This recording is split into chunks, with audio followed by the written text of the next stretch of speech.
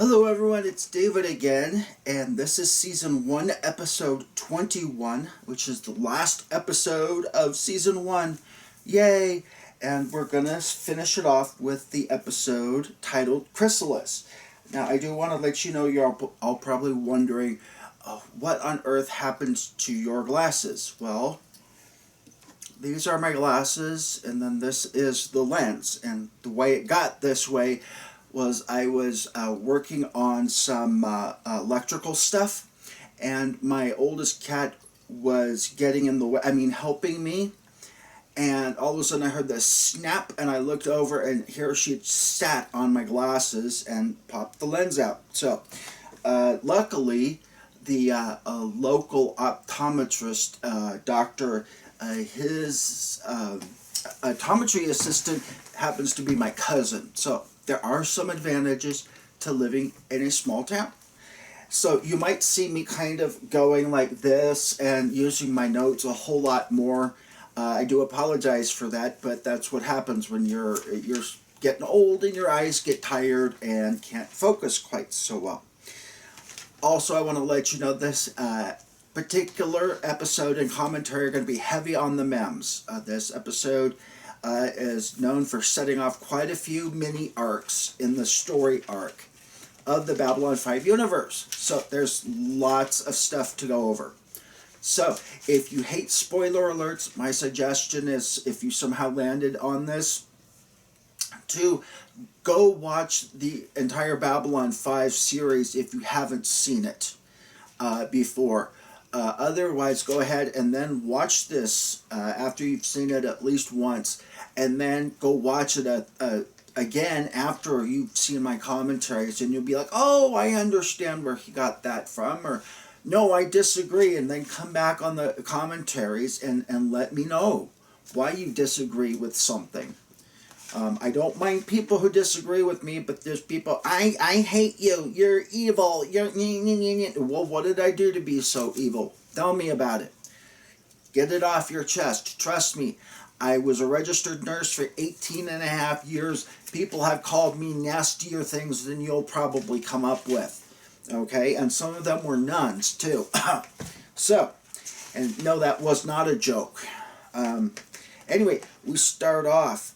Londo is in council with everybody, and he's complaining about attacks in neutral space by the Narn. You will note that Kosh, believe it or not, is actually in session this time. It'll soon come out that this is Quadrant 37. Now, Quadrant 37 is kind of infamous in the B5 universe because, as we all know, that's where all the poop went down. He's complaining about the attacks by the Narns. Londo quips afterwards when Jakar, it says, keep this up, Jakar, and soon you won't have a planet to protect. And Jakar kind of gets up and leaves in protest after, We switch on over to a bleeding man who ended up collapsing in the middle of, I believe it was the Zocalo. His name is Petrov. And the last words, they're going to kill ... and we cue in the entrance music. Now, I also want to say, too, when you are watching these, please note that the entrances change from season to season. I know they're very common for back, today, but back then it was usually the same old, Star Trek episode was pretty much the same, I think, the entire time Kirk was captain. But anyway, Petrov dies in the med lab, and Garibaldi says, it's too bad, he was getting things stretched around, and he says they're going to kill him. Well, kill who? Well, of course, we all now know, spoiler alert, that they're going to kill the president. And all of a sudden we switch on over to an ISN report on a presidential trip, and mentions that to finish out his 5-year term. It's like, oh, okay, so presidents on the Earth Alliance evidently can serve 2 terms at least, and that their terms are 5 years. So, that's kind of what... Does anyone know, can presidents serve more than 2 terms in the Earth Alliance? If you do know that answer, put it down below. Sinclair and Catherine Sakai are discussing plans. Oh no. And Sinclair proposes marriage, and Sakai accepts. Yay! And we find out that New Year's is approaching. And of course, we all know that for each season of Babylon 5 corresponds to 1 year in the life of. Now, do you think that's the way it's going to be in the new Babylon 5 thing? I think they'll pretty much stick to the 1 year in time, 1 season in time kind of thing. Do you also think that the new Babylon 5 will be just one? I've had a lot of people saying maybe it's just going to be 1 season.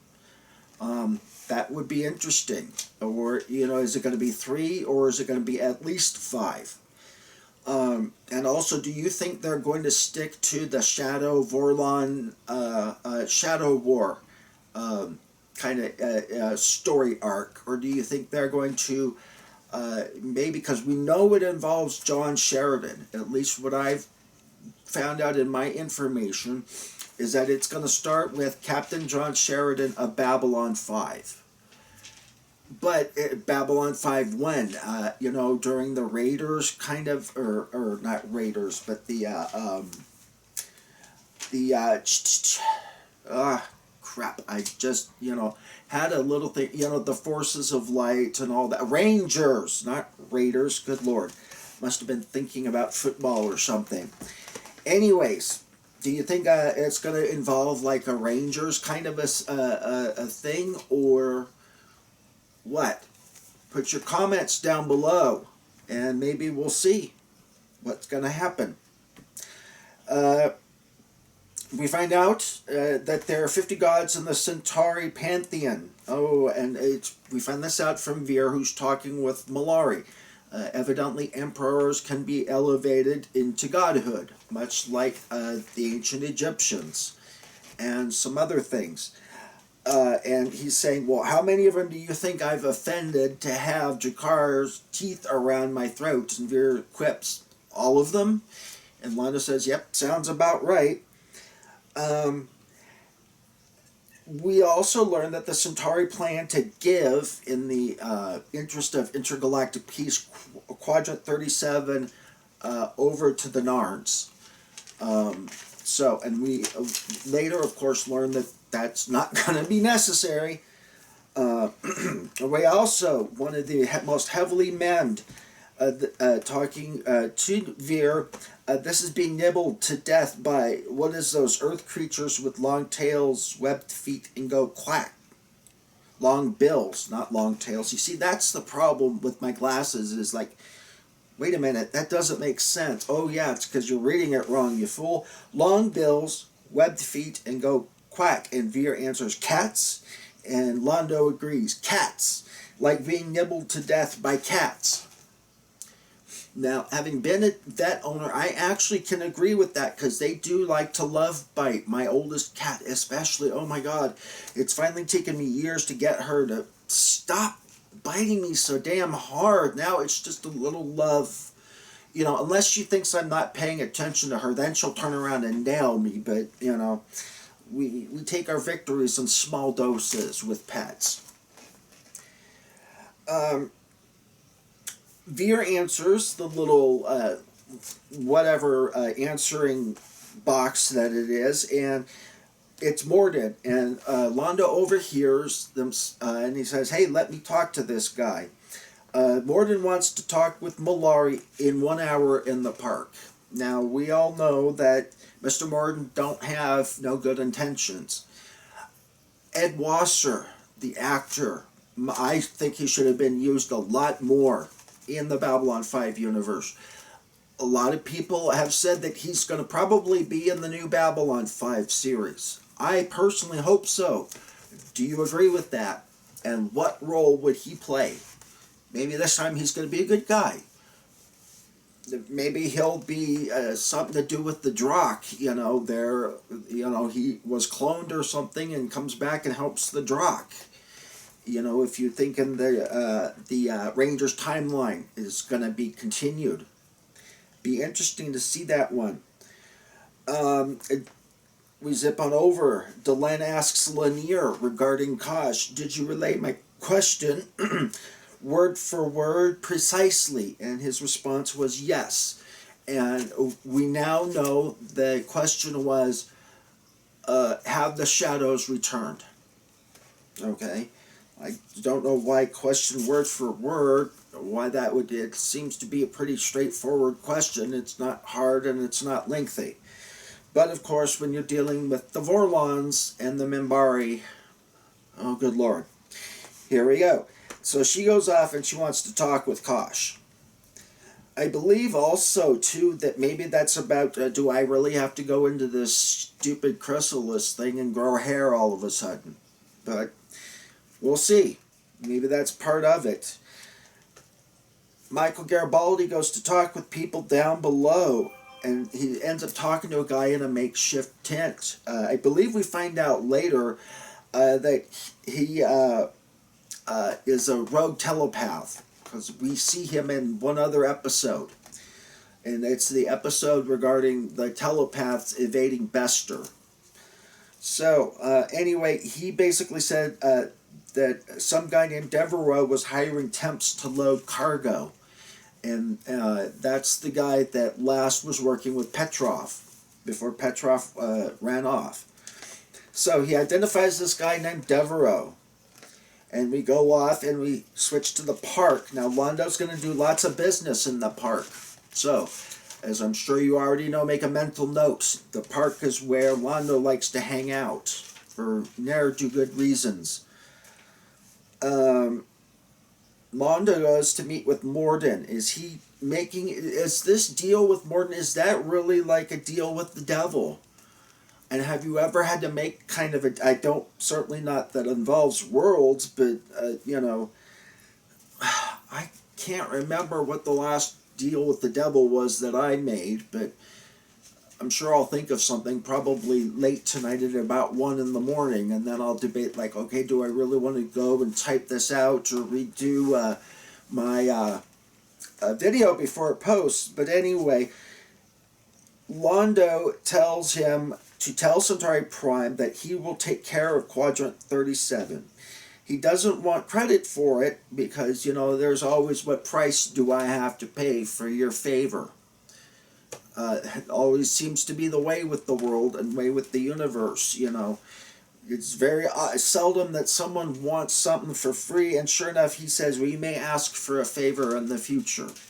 And we all find out later what that favor is, of course. Switching on over, Delenn approaches Kosh. She asks, basically, confirmation. He opens up his countersuit, and she smiles and bows her head, because, it seems like this encounter, whenever he opens that encounter suit, people get a rush, a high. Is that the natural programming that the Vorlons have subjected all beings except for possibly the Centauri? Or is that, it just, okay, how much of this has we been pre-conditioned and set up like, a chessboard? So anyway, she gets high and says, you will not see me again as I am now. Well, yeah. Vidal Sassoon, by the way. If any of you think of it, send her some gifts from Vidal Sassoon. Because if you don't look good, she won't look good. Michael Garibaldi goes to confront this Devereaux in the casino and is warned, this is too big for you. And he goes to haul off Devereaux and his two buddies in for questioning later.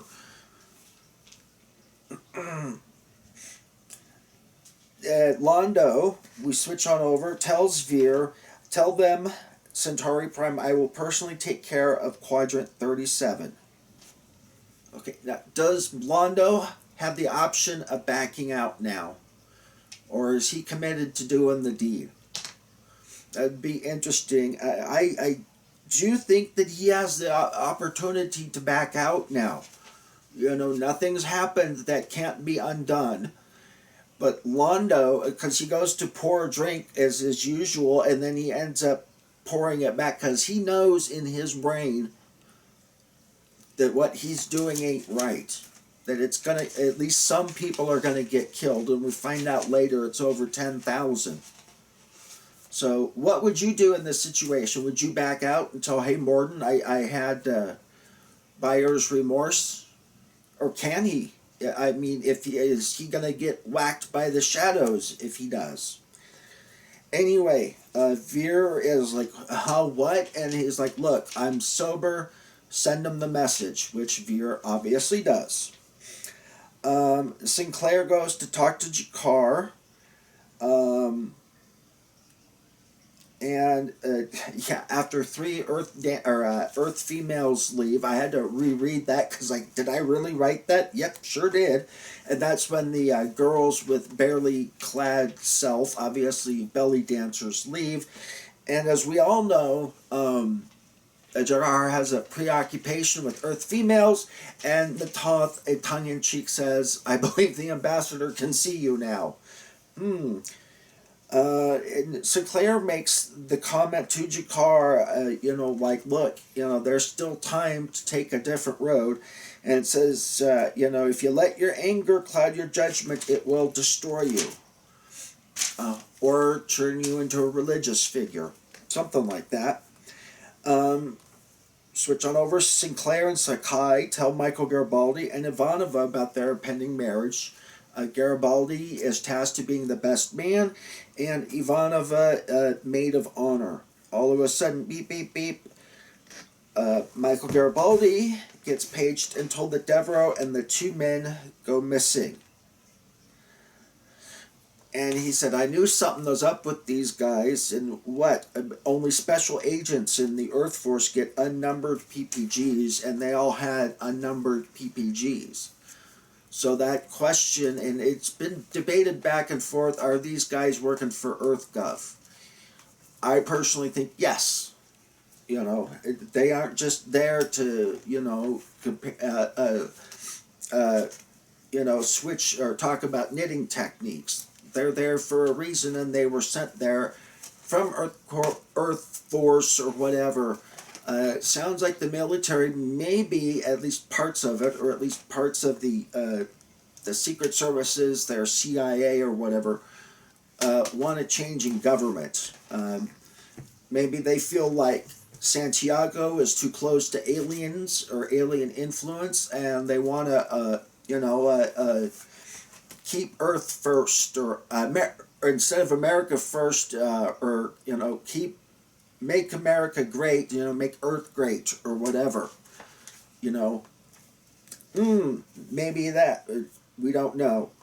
Anyway, zips on over. Quadrant 37, nice big Narn outpost.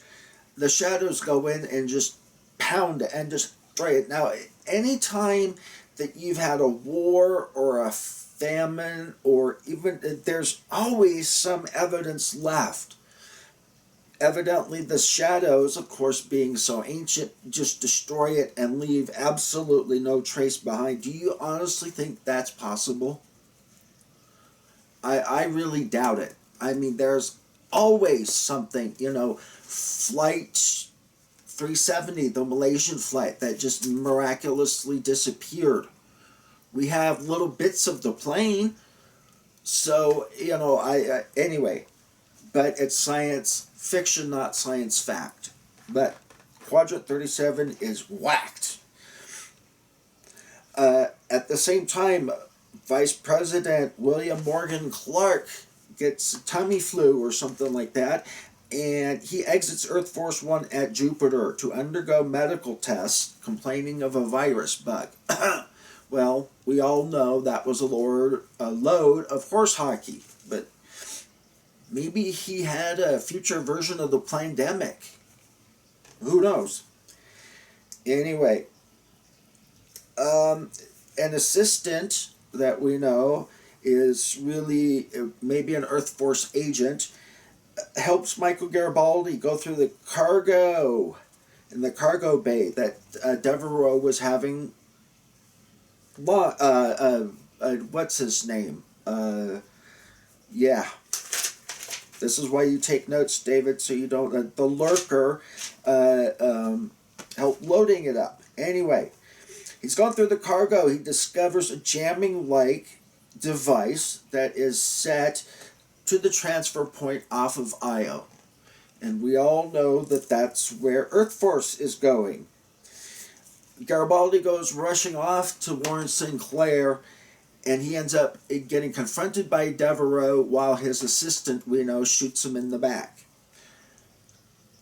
Why he didn't verify that Garibaldi was dead while he is down there, we don't know. But as I always say, it's science fiction, not science fact.